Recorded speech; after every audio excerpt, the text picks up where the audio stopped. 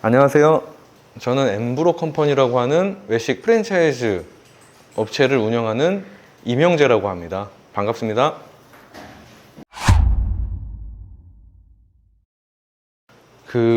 전체적인 배달 시장의 규모는 줄어든 거는 맞아요.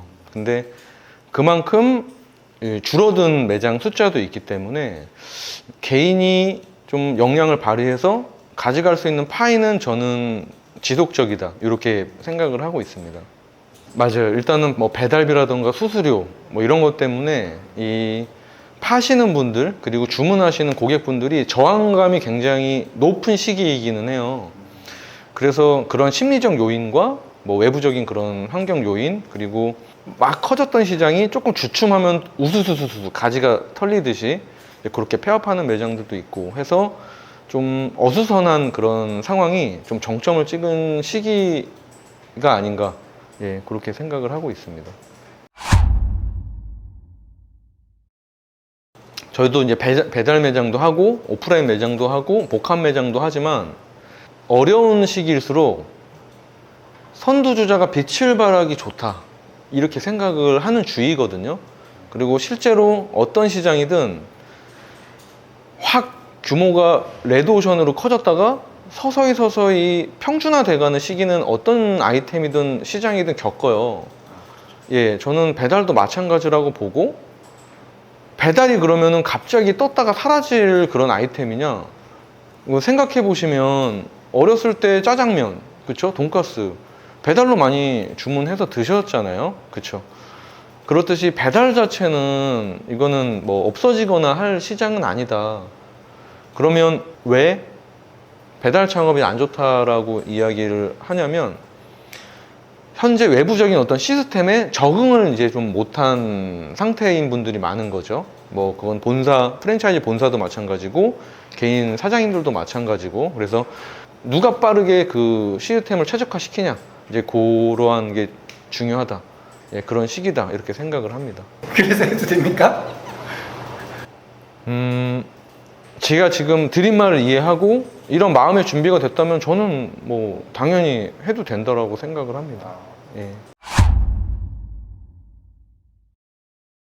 당연한 거지만 지금 배달은 예전처럼 직접 전화로 하는 배달이 아니고 배달 플랫폼을 한번 거쳐서 판매를 하고 또 배달 플랫폼으로서 나를 알리는 광고를 하고 있어요, 현재는. 그래서 당연한 거지만 배달 플랫폼에 대한 이해를 반드시 하셔야 되고요. 그 다음 세 번째 단계는 뭐냐면, 이제 배달 플랫폼 없이도 내가 이 아이템을 팔 수 있도록 어떻게 할 것이냐에 대한 공부까지도 돼야 되는 거거든요. 그러면 이제 공부할 게 더 많다고 봐요. 그냥 단순 오프라인으로 장사하시는 분보다 배달 플랫폼과 그리고 내 자체적인 홍보 수단, 이 두 가지를 공부를 하셔야 되기 때문에 사실 아셔야 될 건 더 많다.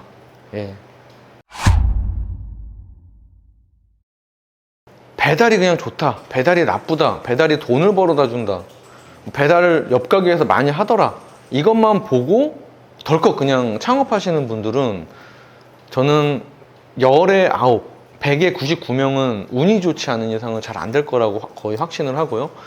이 반대로 준비를 잘하고 내가 덜컥 창업을 하지 않고 배달 플랫폼에 대한 이해, 그리고 배달에 대한 이해, 마케팅, 그리고 이 소자본 배달 창업으로서 큰 매장까지도 내가 할 마음이 있어서 포부가 있으신 분들, 많이 배워야 되겠다고 하시는 분들, 이런 분들이 한다면 저는 무조건 하셔야 된다라고 이야기를 합니다.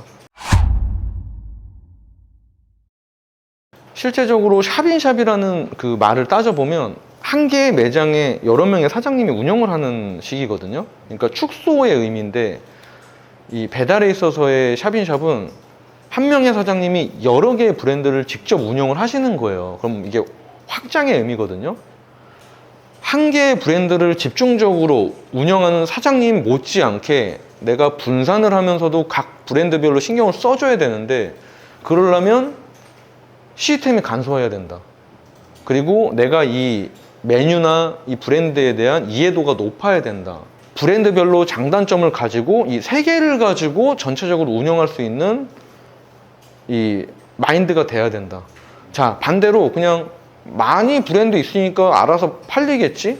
이러면은 저는 오히려 집중을 못해서 죽도 밥도 안 되는 그런 운영이 될 수도 있다라고 생각을 해요.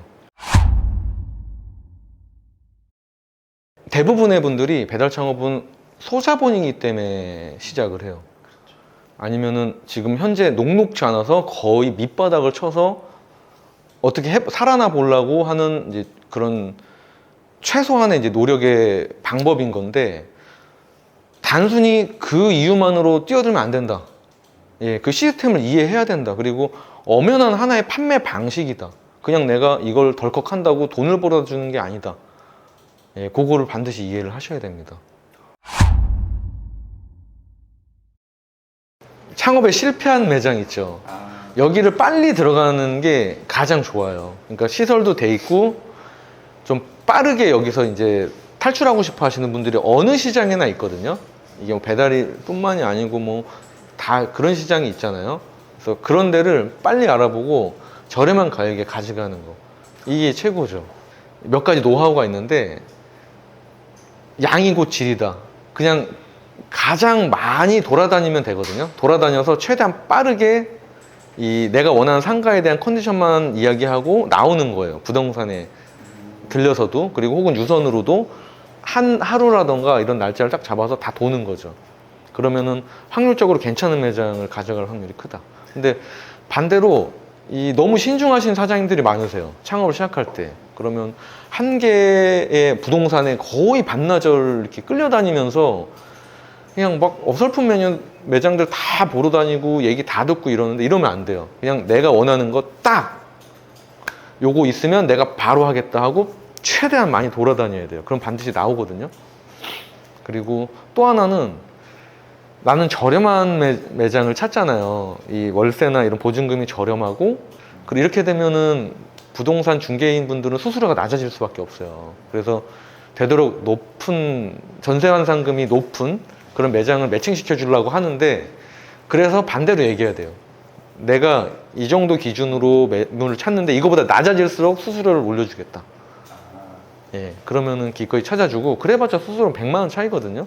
근데 내가 월세 저렴하고 괜찮은 상태의 시설을 찾는데 100만 원 뭐가 아까워요. 어차피 오픈을 하면 1년 하고 2년 할 텐데. 그렇죠. 그래서 수수료를 좀 아까워하지 말아요.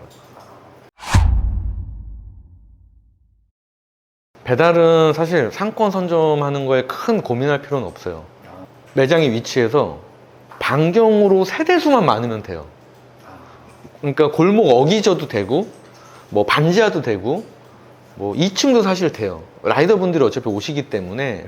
그래서 뒤쪽으로 강이 있던가 뭐 공원이 있던가 산이 있던가 이러면 좋지 않고, 동서남북으로 뻥 뚫려 있다라면 거기가 좋은 상권이다. 입지가 오히려 안 좋고 위치가 좋은데, 이런 데가 배달하기에는 좋죠.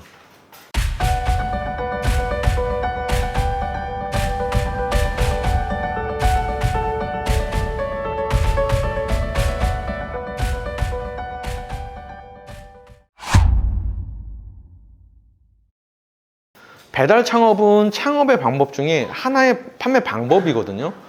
그러면서도 배달로만 팔아야 되기 때문에 되게 좁은 창업이에요. 그래서 내가 배달로만 뭔가 승부를 보겠다라는 생각보다, 내가 지금 여건이 이렇기 때문에 작게 시작해서 그래서 배달을 선택하지만, 창업에 대한 전반적인 거를 반드시 습득을 하면서 준비를 하셔야 되시고요. 그리고 뛰어들 때 결국엔 좀 크게 보셔라.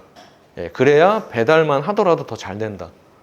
그리고 어플로 인한 광고나 판매는 벗어날 준비를 해야 된다. 그런 매장들은 사실 주변에 되게 많아요. 예, 우리가 어렸을 때 먹었던 짜장면집 그런 데도 보면 전단지만으로도, 인지도만으로도 장사를 하잖아요. 이런 데들은 사실 뭐 울트라콜 깃발도 필요 없죠. 그래서 그런 매장이 되도록 준비를 하셔야 된다. 예.